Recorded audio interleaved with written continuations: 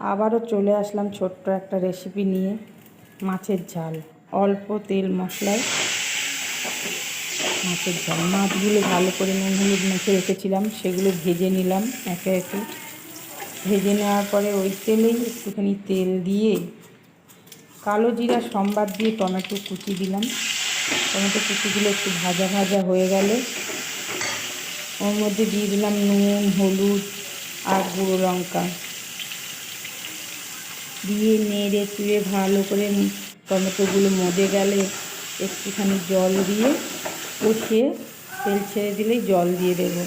জলটা দেওয়ার পরে ফুটে গেলে মাছগুলো দিয়ে ভালো করে ফুটিয়ে নামিয়ে নেব।